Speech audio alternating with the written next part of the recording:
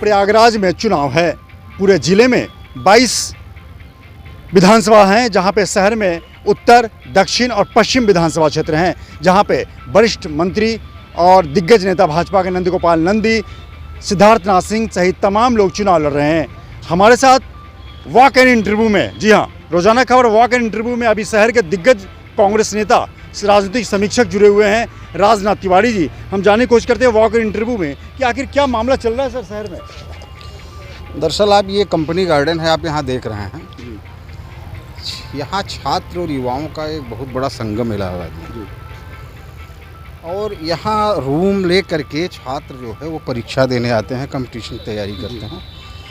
तो ज़्यादातर समय आप ये देखेंगे कि बहुत से छात्र और युवा अपने रूम से निकल करके इस कंपनी गार्डन में आते हैं और जगह जगह बैठ करके वो अपना अध्ययन करते हैं, क्योंकि यहाँ उनको एक शांति मिलती है, कोई डिस्टर्बेंस नहीं होता। ये प्रतियोगी परीक्षाओं का गढ़ है इलाहाबाद उत्तर प्रदेश। यहाँ के युवाओं की आवाज़ प्रदेश में ही नहीं बल्कि पूरे देश में जाती है। आज बेरोजगारी की मार झेल रहा वह युवा प्रयाग की इस नगरी में संकट के दौर से गुजर रहा है। अच्छा, उसका कारण है कि यहाँ लोक सेवा आयोग, उच्च शिक्षा सेवा आयोग, माध्यमिक शिक्षा सेवा आयोग, रेलवे बोर्ड, तमाम बहुत सी परीक्षा एजेंसियां यहाँ हेडक्वार्टर हैं। इसमें स्टाफ सिलेक्शन कमीशन, तमाम इस तरीके से एजेंसियां हैं जो परीक्षाएं आयोजित करती हैं, प्रतियोगी परीक्षाओं की। इसलिए ये एक प्रकार का प्रतियोगी परीक्षाओं का हब, बहुत बड़ा गढ़ है, हब कहा गया है प्रयागराज। ऐसी स्थिति में पिछले समाजवादी पार्टी सरकार में यहाँ लोक सेवा आयोग में नियुक्तियों में कुछ धांधलियाँ हुई थी, और उन धांधलियों के जरिए यहाँ युवा आक्रोश बहुत चरम पर था। 2017 के चुनाव में लोगों को उम्मीद थी कि सरकार बदलेगी, संभवतः जांच होगी, जांच में जो गलत नियुक्तियां हो गई हैं उन्हें वापस लिया जाएगा, और उनको मुद्दों को या उन्हें फिर से नियुक्ति के लिए नए वाहंस निकाले जाएंगे और हम लोगों की उसमें भर्ती हो जाएगी। हाँ जी। किंतु ऐसा कुछ हुआ नहीं। इस नई सरकार ने भी सीबीआई इंक्वायरी तो सेटअप कर दिया। सीबीआई इंक्वायरी ने दोषी जनों को चिन्हित भी किया। चिन्हित करने के बाद जब उन दोषी अधिकारियों के विरुद्ध एफआईआर पंजीकृत करने या उन पर चार्ज फ्रेम करने के लिए प्रदेश सरकार से जब अनुमति मांगी, तो प्रदेश सरकार ने उसे अब तक अनुमति नहीं दिया। 5 वर्ष लगभग बीत गए। मतलब जिस मुद्दे को लेकर छात्रों ने भाजपा सरकार को समर्थन दिया था, वही मुद्दा 5 साल गौण रहा। इसके बाद उन्हें एक उम्मीद की किरण जगी कि संभवतः इनका निराकरण होगा और हम भर्ती होंगे।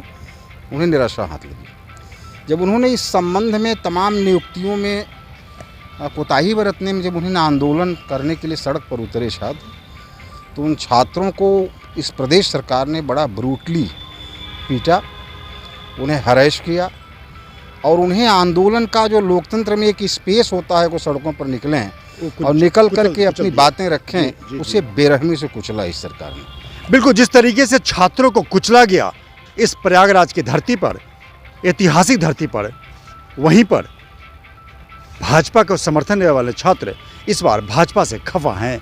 वॉक इन इंटरव्यू जारी रहेगा एक छोटे से ब्रेक के बाद। जीडीपी में कमी आती जा रही है, कहीं ना कहीं आज के युवा को कल के भविष्य के लिए चिंता की बात है। हमारे साथ राजनीतिक चिंतक और समीक्षक राजनाथ तिवारी लगातार जुड़े हुए हैं। हम जानने की कोशिश करते हैं कि आखिर शॉर्ट में बताइए कि अब क्या सोचते हैं आपके हिसाब से अर्थव्यवस्था को लेकर, रोजगार को लेकर। देखिए, ये जो निजीकरण का दौर चल रहा है देश में, निजीकरण में क्या है कि बहुत सी चीज़ें बेच दी जा रही हैं। तो निजीकरण में जो मालिक है वो उतने ही काम का जो सरकारी स्तर पर 50,000 लाख रुपए में उनको दिया जाता है, वो 20-25 हज़ार रुपया पर सैलरी देने के लिए विवश कर देगा बतौर नियोक्ता। तो जाहिर सी बात है कि जब पैसे कम देगा वो उसके लिए, तो उतने पैसे मार्केट में कम आएंगे। तो जब मार्केट में पैसे कम आएंगे तो रोज़गार का साधन भी सीमित होगा। जितना मार्केट में पैसे घूमेंगे, रोज़गार के संसाधन उतना ही ज़्यादा बढ़ेंगे। आप जितना कोष में कम पैसा डालेंगे एक एक आदमी को, रोजगार का साधन नहीं रुके जाएगा, ठप जाएगा। तो आपसे एक लाइन में अगर पूछा जाए बहुत ही संक्षिप्त में, सेकंडों में, कि क्या ठोस रणनीति, एक रणनीति बताइए या दो रणनीति बताइए जो ठोस।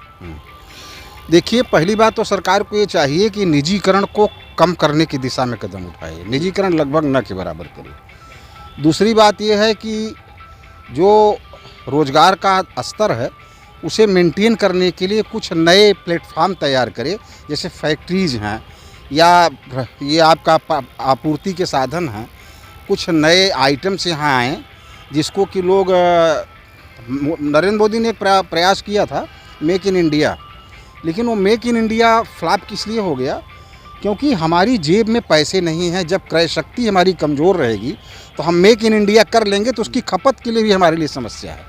तो सबसे पहले तो हमारी जेब में पैसे होने चाहिए और वो पैसे इन्हीं संसाधनों से, रोजगार सृजन के द्वारा ही हमारी जेब में आएंगे। यदि निजीकरण कर दिया तो हमारे ये जो पैसे हैं मार्केट में आने की, इसकी गति भी कम हो जाएगी और रोजगार भी इससे प्रभावित हो जाएगा। निजीकरण बंद किया जाए। और दूसरा मामला ये है कि नए नए अवसर तैयार किए जाएं। ये प्लेटफार्म तैयार किए जाएं। अब प्लेटफार्म तैयार करने के लिए आपने देखा होगा कि अन्य प्रधानमंत्रियों ने कई फैक्ट्रियों का निर्माण यहाँ किया। भारत में इफ़को है, यहाँ इलाहाबाद में क्रिब्को है, तमाम हिंडाल्को है। नेहरू के ज़माने से लेकर आज तक बहुत फैक्ट्रियाँ बनाई गई। इस नई सरकार ने उन फैक्ट्रियों को बनाने के बजाय बेचने की दिशा में कदम उठाया। ये नहीं सोचा कोई एक नया फैक्ट्री लगाई जाए या नया कारखाने लगाए जाएं जिससे कि कुछ लोगों को रोज़गार मिले। कभी इस पर गंभीर चिंतन ही सरकार ने नहीं किया कि आखिर युवाओं को खपाया कैसे जाए। तो कुल मिला के निचोड़ ये है कि निजीकरण को अविलंब बंद करने की ज़रूरत है और रोजगार के नए साधन को सृजित करने की ज़रूरत है। इसका विकल्प भी आपको तलाशना होगा, क्योंकि आप सरकार में हैं और आपको साधन और संसाधन के साथ युवाओं को अपने साथ जोड़े रखने में महारत हासिल भी करनी पड़ेगी। नहीं तो दिन दूर नहीं जब छात्र आंदोलन के साथ युवा सत्ताधारी पार्टी से दूर हो जाएंगे।